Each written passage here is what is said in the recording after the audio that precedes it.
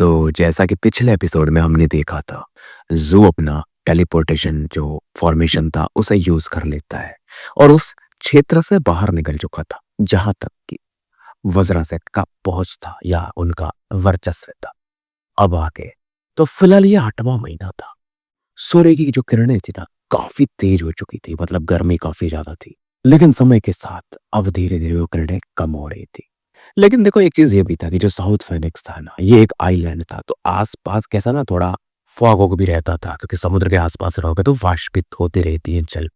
और वेस्ट में एक हिस्सा था जो कि काफ़ी ज़्यादा पहाड़ियों से घिरा हुआ था, जैसा कि लोग माउंटेन्स ऑफ ट्रुथ कहते थे। और इस क्षेत्र में सबसे बड़ा प्रतिबंधित क्षेत्र था, जो कि भयंकर जंगलों से, पुराने हाउसेस जो बिल्डिंगें होती हैं उनसे घिरा हुआ था। लेकिन इस क्षेत्र में एक आइलैंड क्योंकि समुद्री हिस्सा भी था जो कि उस तरफ ले जाता था जिसे लोग रिवर्ड एंशिएंट मेनलैंड कहते थे।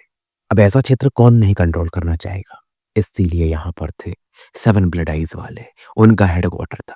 तो इस क्षेत्र के आसपास ना वो जो समुद्री क्षेत्र था ना, वहाँ 7 बड़े-बड़े पहाड़ दिखते थे, जो कि बेसिकली 7 पीक्स थे, 7 माउंटेन के। और हर एक पहाड़ी पर एक 300 मीटर का स्टैचू था। सबके कलर्स अलग-अलग थे और सब में एक-एक आँखें दिखती थी ना, और अलग-अलग कलर के थे, इसलिए इस सेक्ट का नाम पड़ गया था सेवन ब्लड आइज। और इन मतलब 7 पहाड़ियों में ना 2 जो पहाड़ियाँ थी, 7वीं और पहली ज़्यादा ऊँची थी। तो ऊपर से मानो पूरे शहर को देख सकती थी, इतनी ऊँची थी। नीचे का जो बेस था ना, अच्छे खासे इंसान, मतलब 30% हिस्से में तो इंसान ही रहते। इंसान इन द सेंस कि नॉर्मल लोग जो कल्टीवेशन नहीं करते। लेकिन फिर भी डर काफ़ी रहता था ये जो म्यूटेंट बीस्ट वगैरह की वजह से। कह सकते हो ना कि ये जो साउथ फेरिक्स का क्षेत्र है, वहाँ पर सबसे बड़ा शहर जो है यही है, सेवन ब्लड आइज का जो कैपिटल है। तो इस क्षेत्र में जो भी रहता था उसकी लाइफ फोर्स ज़्यादा होती थी। क्यों होती थी? क्योंकि एक फॉर्मेशन भी था, तो म्यूटेंट बीस्ट वगैरह एंटर नहीं कर सकते थे। जहाँ बहुत सारे लोग जॉइन भी करना चाहते थे सेवन ब्लड आइज को, लेकिन जॉइन करना भी आसान नहीं था क्योंकि रूल्स काफ़ी तगड़े थे। अभी देख लो ना, इस बंदे ज़ू को जॉइन करने के लिए जब तक वो टोकन नहीं था, ये नहीं आ सकता था यहाँ पर।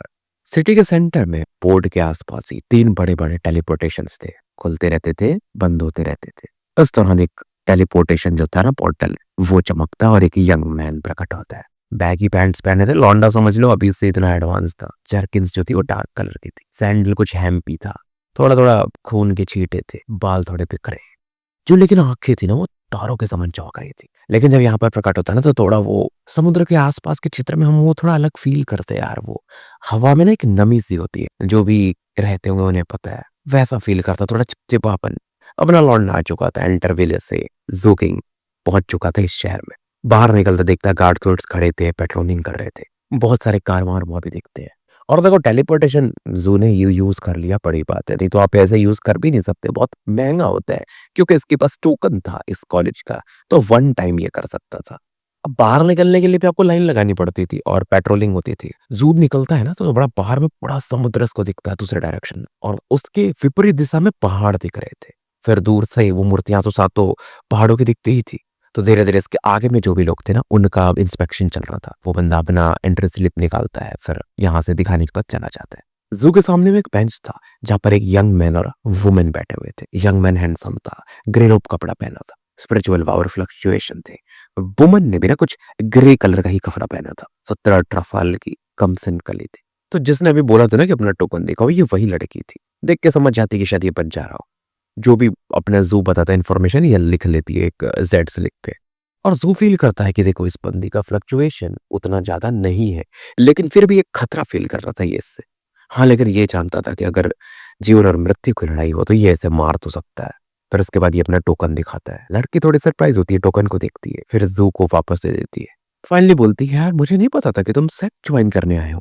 उम्मीद है तुम्हें अच्छा लगेगा सेवन ब्लड आइज़ में रह के। बाकी लोगों को कैसा ना, ये वो डेज़र्ट स्लिप दे देती है, तभी वो अंदर जा सकते थे या जहाँ भी जाना है।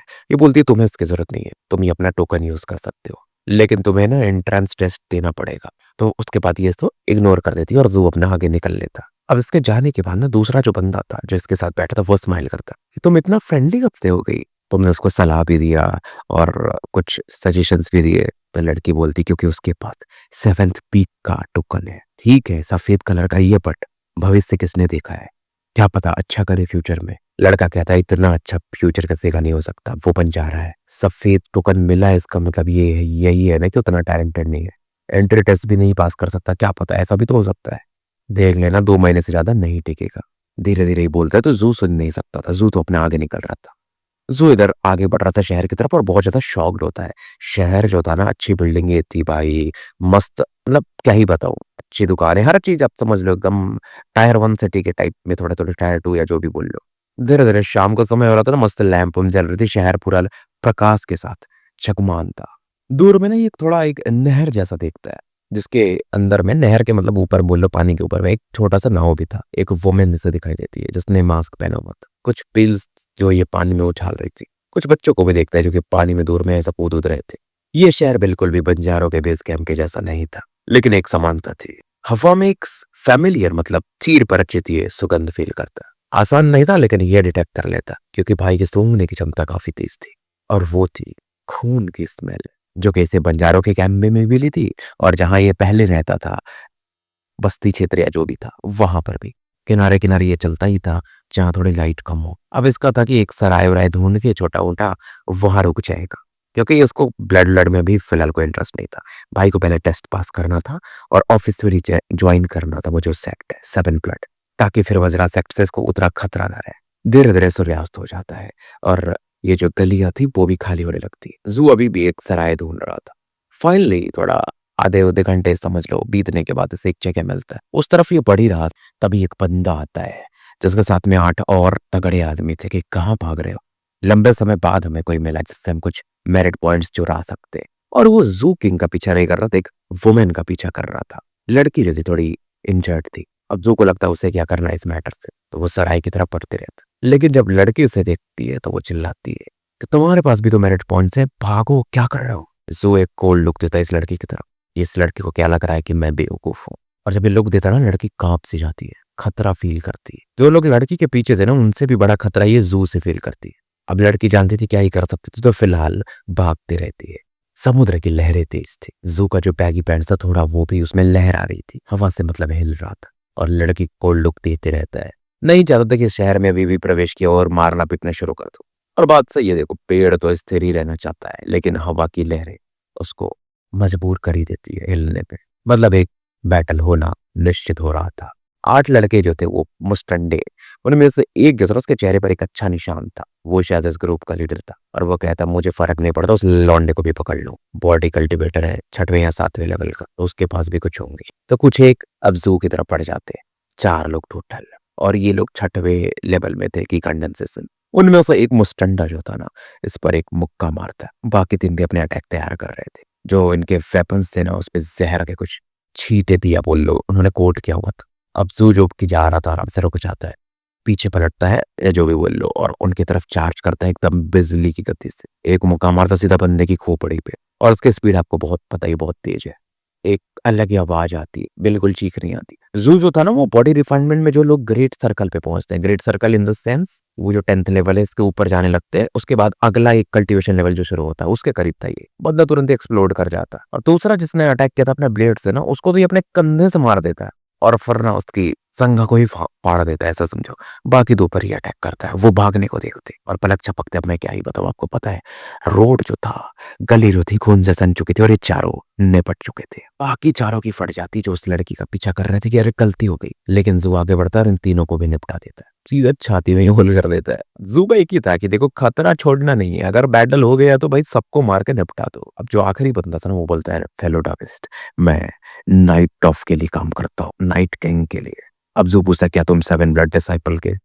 बंदा बोलता है नहीं, लेकिन जब तक की बात फिनिश कर पाता ज़ू खोपड़ी छेद देता है इसके भी, मतलब इसका हाथ सीधा उसके खोपड़ी पे पड़ता और चारों तरफ खून फैल जाता। लड़की जो भाग रही थी उस पर ये ध्यान नहीं देता है, लेकिन इसे याद तो हो गया था लड़की दिखती कैसी थी। अब लाशों का क्या करना है? इस दौरान उसकी नजर पड़ती ना जो सराय था, जहाँ ये रुकने वाला था, लॉज बोल रहे जो भी, वहां पर एक ओल्ड मैन थे। वहां पर एक ओल्ड मैन उसे दिखाई थी, एक क्षण के लिए खूब बढ़ निकली हुई थी और हंसते हैं, दांत एकदम पीली थी। भाई आवाज आती है कि बच्चे लाश को बेचना चाहोगे?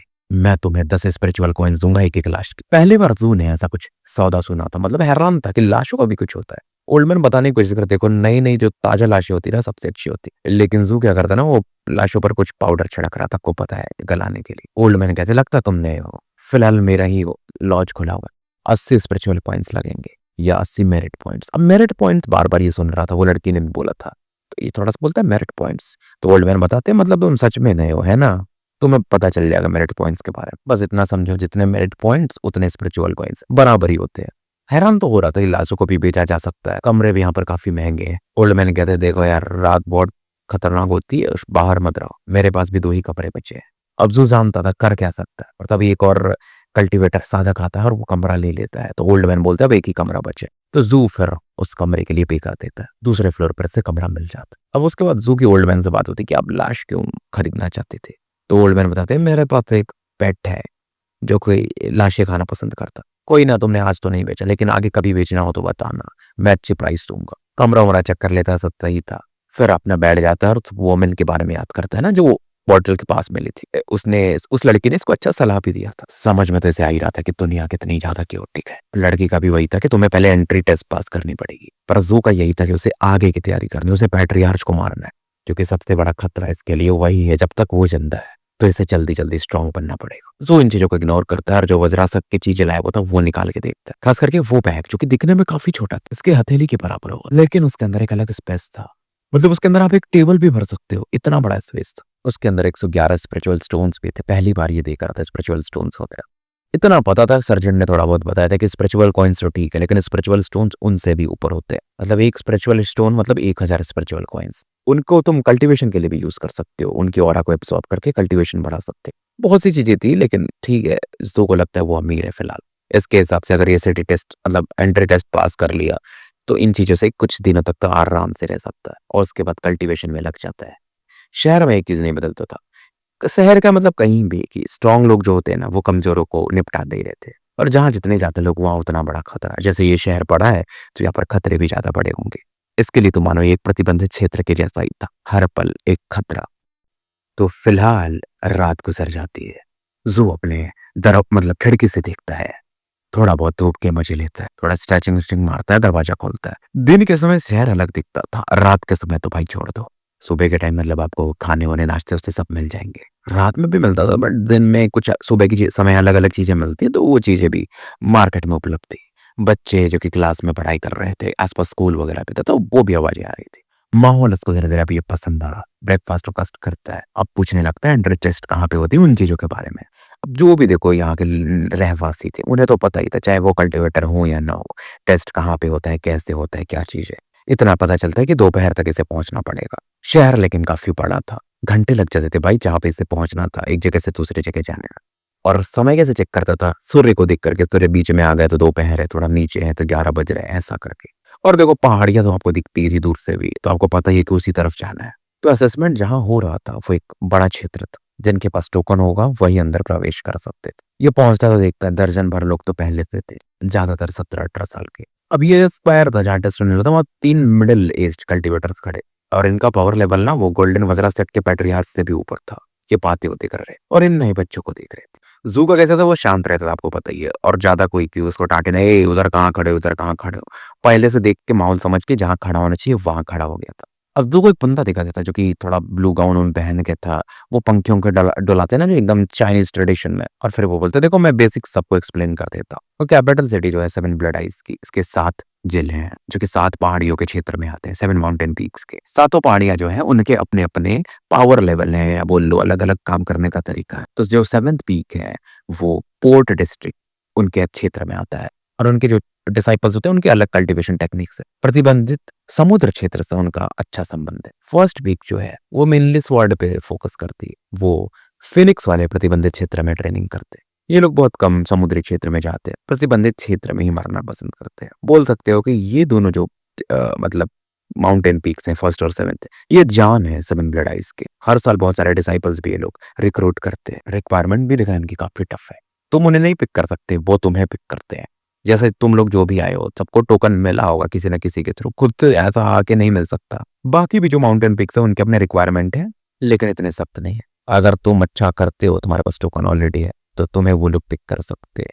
छठवां जैसे पिक है वो अस्त्र शस्त्र बनाने में आता है काम, मतलब उस वीक के लोग वैसे होते हैं। 5वां जो है, ये लोग फॉर्मेशन में बहुत अच्छे होते हैं। चौथा जो है वो बीस्ट वगैरह को कैसे अपने वश में करना है। तीसरे वाले मैजिकल टेक्निक्स में, और दूसरे वाले टाउ ऑफ एल्केमी यानी कि मेडिसिनल में। प्रॉफिट तुम लोग तब तक कमा नहीं पाओगे जब तक तुम लोग फाउंडेशन लेवल पे ना पहुंच जाओ। उसके नीचे तक भाई तुम्हारी जिंदगी बहुत टफ रहेगी। या तो तुम कॉन्क्लेव डिसाइपल हो तो अलग बात है। कॉन्क्लेव मतलब जिनको वो ब्लूइश टोकन शायद मिलता है, जैसे अपने लॉन्डे जू को सफेद वाला सबसे नॉर्मल मिला था, तो वो तो ठीक है। लेकिन अगर आपको वो ब्लूइश है जो भी कलर है सबसे हाई वाला वो मिल जाता, तो आपकी जिंदगी आसान होती। और फिर ये बोलते जैसे तुम असेसमेंट बात करोगे तुम्हें चीजें पता चलती जाएंगी। जू चीजों को ध्यान से सुन रहा था। इसके मन में एक सवाल था कि प्रतिबंधित क्षेत्र से तो ज्यादा अच्छा, प्रतिबंधित क्षेत्र को मतलब ज्यादा अच्छा जानता है, तो क्या इसे पहला पहाड़ी मिलना चाहिए? किस प्रकार का टोकन इसके पास? क्योंकि इसे नहीं पता था ना कि सफेद टोकन नॉर्मल होता है या जो भी। इस दौरान सातों पहाड़ियों से घंटी की आवाज आती। तीन ये जो मिडिल ईस्ट कल्टिवेटर थे वो इन लोगों की तरफ देखते हैं कि शांत हो जाओ, क्योंकि वो जो ब्लू वाला बंदा था जो इनके साथ ही था वही ज्ञान बांट रहा था, वो भी अब शांत हो जाता है। अब वो जो लोग थे उनमें से एक बोलते हैं कि अब टाइम हो चुका है तुम्हारे टेस्ट का। 3 फेजेस होंगे इसमें। अगर तुम पास कर जाते हो तुम्हें 1000 मेरिट पॉइंट्स मिलेंगे। पहले रैंक पे आते हो तुम्हें कुछ और रिवॉर्ड्स मिलेंगे। पहला पेज जो है ना वो तुम्हारे म्यूटागन यानी करप्शन लेवल को चेक करता है। और ये बोलते देखो टोकन तो सबके पास है, लेकिन सब लोग अपना अफसर नेम वगैरह बताओ, नाम उम बताओ, किसी को कुछ छिपाना नहीं। अगर झूठ बोलोगे तो फिर सजा भी मिलेगी। अब जो यंग मैन इन ब्लू था ना वो आगे बढ़ता है और पहले अपना नाम बताता। मेरा नाम जाऊ किनपेंग है, मैं सभी सीनियर्स को नमस्कार करता हूँ। तीनों कल्टिवेटर्स कहते हैं चलो कोई ना, मतलब उनको कि हाँ सही बोल रहा। दूसरा बंदा जाता है, ऐसे करके मतलब 5-6 लोग चले जाते हैं। फिर जू जू जाता है और अपना नाम बताता है। लंबे समय बाद इसने अपना सही नाम बताया था, क्योंकि वहां पर तो द किड के नाम से ये फेमस था। तो शुरुआत की फॉर्मेलिटी सबकी हो जाती है। अब पहले फेज की बारी थी एग्जाम की। अब मिडिल ईस्ट कल्टिवेटर जो उनमें तीनों में से एक था वो आ गया। एक बड़ा सा ना 3 मीटर का ब्लू स्टोन यहाँ पर प्रकट होता और वो बोलते कि पत्थर पे तुम्हें अपना हाथ टच करना है और तुम्हारा करप्शन लेवल पता चल जाए। वो बंदा जो था जाऊ किनपेंग वो पहले जाता है। जैसे हाथ रखता है और डिजाइन डिजाइन बनने लगता है। उसपे 40 पॉइंट चमक रहे थे, 42 तक जाते हैं। मिडिल ईस्ट कल्टिवेटर बोलता है नॉट बैड, तुम पास कर गए हो। टेस्टिंग चलती रहती है। जू को समझ में आ रहा था क्या चल रहा है। जितना ज्यादा होगा ना ये नंबर उतना ज्यादा आपके अंदर करप्शन है। 100 के ऊपर जिसका चला गया उसको तो सीधा ये लोग मना कर देते हैं कि भाई नहीं तुम लायक नहीं हो, कल्टीवेशन है जो भी बोल लो। फिर तभी ये सुनता है एक कल्टीवेटर की आवाज आती है, मतलब मिडिल एज में 34 यार खतरनाक ये बंदा। जू देखता तो वो यंग वुमेन थी और इसके जैसे कपड़े पहन के थे। बंजारा बंजारा रही होगी, बंजारी है जो भी बोल लो। उसका नाम था ली। जी में जू आगे जाता है और उसका 43 आता है। जू जानबूझ के ऐसा करता है। शैडो, क्योंकि शैडो में करप्शन की पावर है, ये उसे यूज करता है। क्या करता है, शैडो को कंट्रोल करता है। तो जो शैडो का करप्शन इसकी बॉडी में एंटर कर जाता है, तो ये पॉइंट्स आते हैं। ये किसी को यहाँ पर अचंभित नहीं करना चाहता था। तो जो फाइनल स्कोर बनता था तीनों टेस्ट का मिला के बनता था, सब वो मिडिल एज मैन बताते हैं। दूसरा जो था स्ट्रेंथ का टेस्ट था, ये बोलते हैं सभी लोग पल थी मार के बैठ जाओ। बेसिकली ये विल का टेस्ट था, सॉरी। अब ये वाले कल्टीवेटर तीनों में से एक आगे आते हैं। चेहरा थोड़ा लंबा था इनका। एक सिल्वर बॉटल निकालते जिस पर कुछ निशान निशान बने हुए थे और वो बोलते हैं इस बॉटल के अंदर ना ब्लड है जिसको बहुत ज्यादा पानी मिला दिया गया है, डाइल्यूट कर दिया गया, लेकिन फिर भी ये बहुत पावरफुल है। अगर तुम इसके पावर को नहीं झेल पाओगे, जैसे मैं खोलूंगा, तो अपनी जेब को काट लेना और गिव अप कर देना। और ये वैसा फिर अब बॉटल खोल देता। जूस खून की तरफ देखता है जो गोल्डन कलर का था। थोड़ी समय में वो एक बड़ी सी आंख सी बन जाती है उस ऑरा की वजह से, और बहुत सारे रेशे जैसे निकल रहे थे उस आंखों में से। जैसे उस दिन वो गॉड प्रकट हुए थे और रेसे फैली थी, बहुत सारे लोग करप्ट हो गए थे, मर गए थे, जो भी कुछ कुछ वैसा लोगों को ऐसा फील रहा था भाई उनकी खोपड़ी फट जाए, बॉडी से कंट्रोल जा रहा है। तो बहुत सारे लोग क्या कर रहे थे, जीभ काट ले रहे थे दांत से। कुछ लोग तो चिल्लाने लगते। जाओ किनपेंग और लीजी में उनके तो नाक आंख से भी ब्लड आ रहा था। जू भी कांप रहा था, लेकिन उससे कुछ नहीं हो रहा क्योंकि उसे वो आंख उसी जैसी लग रही थी। वो गॉड ऑफ आई जो थी, जो गॉड की आंख ओपन हुई। तो भाई ये स्टोरी फिलहाल मैं यहीं समाप्त करता हूँ और मिलता हूँ फिर कल एक नए एपिसोड के साथ। तब तक के लिए मैं आपका साथी एनल कमिस्ट AKA मुसाफिर विदा लेता हूँ।